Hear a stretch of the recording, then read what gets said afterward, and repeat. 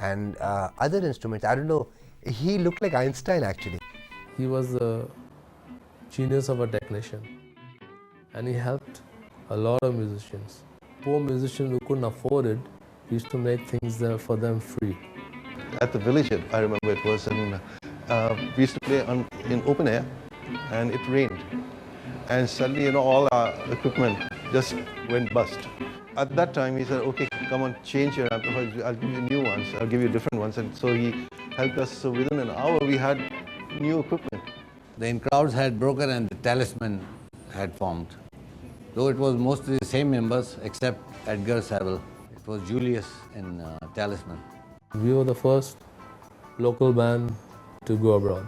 So this Singapore band used to come with the agent, you know, Chinese agent. They heard us. So the Chinese agent wanted to take us to Singapore. So you're a good band, we want you there. We got the deal, and we just, in 74, we flew there, to Singapore. Won't make me feel like a clown. This can't go on. No, no, you gotta change, baby.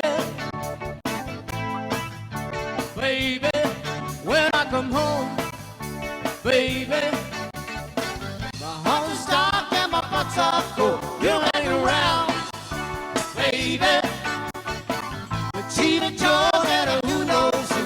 I'm getting tired, waiting and fooling around. I'm with somebody won't make me feel like a clown. This can't go on. No, no, you gotta change. Iggy, Julius, Dominic, all these people are very good musicians. Most of them could read and write music.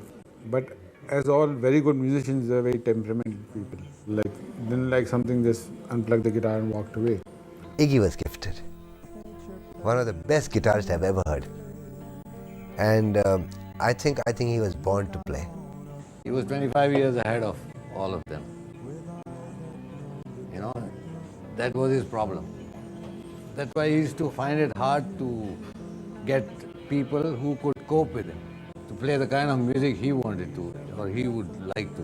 Jazz, you know, modern jazz or that kind of thing, you know. We did not read him that time, you know, what problems he had. He had some girl problem or whatever. The father refused or something like that, and he went off his, you know, head, and he jumped off the 4th floor and he killed himself. And that was a sad case, you know, good musician losing a really good musician. They would not listen, they did not know. Red, red wine goes to my head, makes me forget that I still love you so. Red, red wine, it's up to you. All I can do, I've done. Memories won't go on. Memories won't go. Blackjacks started in Hotel Mehran discotheque and ended in Hotel Mehran. That was maybe 10 years later. That lounge that they had down there is still the cover lounge. Only thing, they don't have a band anymore. The band leader at that time was Glenn Boyle. He was a bass guitarist and singer, and he was basically the front man of the band.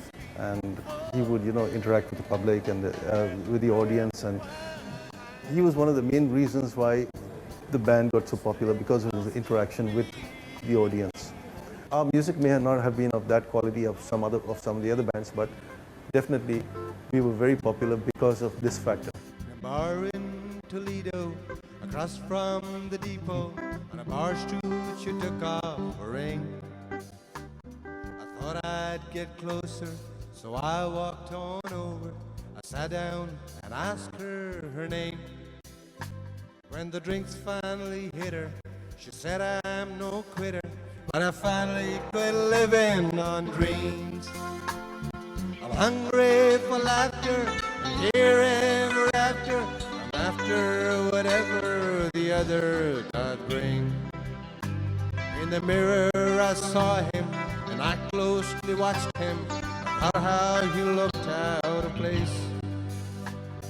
He came to the woman who sat there beside me. He had a strange look on his face. The big hands are calloused, it looked like a mountain. For a minute I thought I was dead, but he started shaking, his big heart was breaking.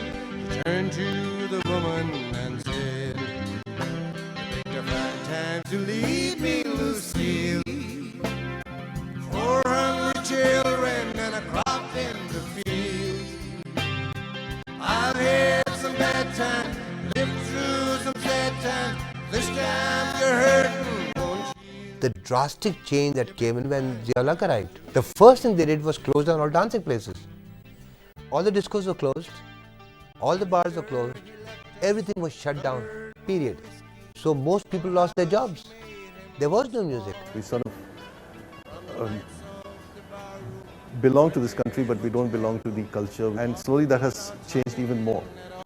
Our culture has not changed that much, but the culture around us has changed. So now we sort of feel like misfits. America had come up with some policy that they were taking people who were willing to work on farms.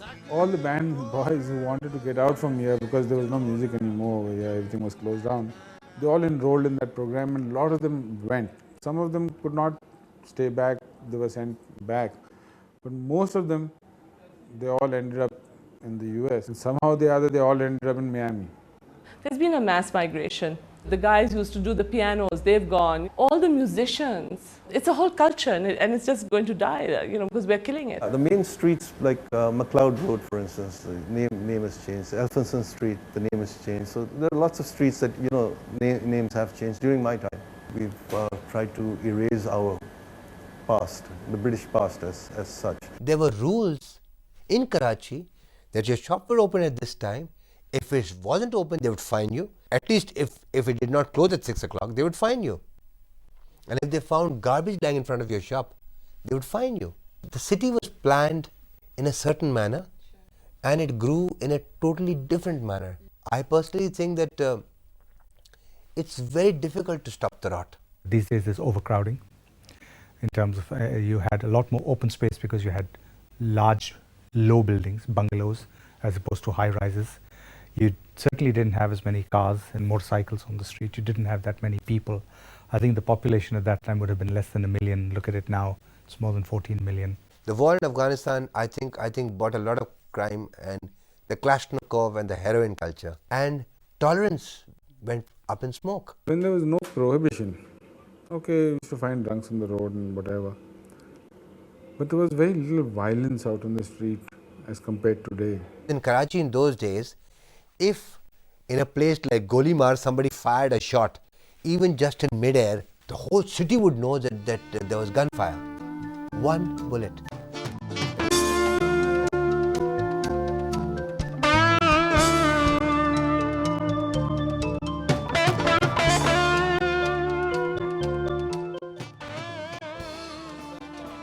Four or 5 o'clock in the morning, you walk the streets and a policeman with a big danda, just no guns, nothing. Say, Saab, theek hai. So, you're happy, say, yeah. And of course, we all a little bit tipsy here and there, and it's no problem. So we had a lot of freedom those days, and I don't think so those days will ever come back in this country, of course. I don't think so. Those days are gone. They're not coming back.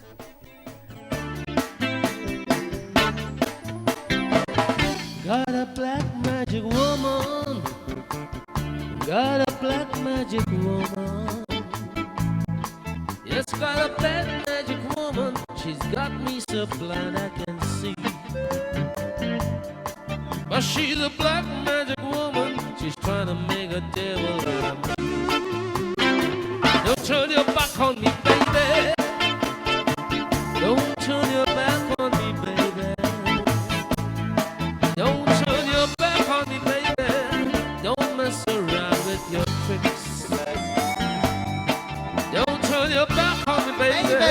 'cause you might just wake up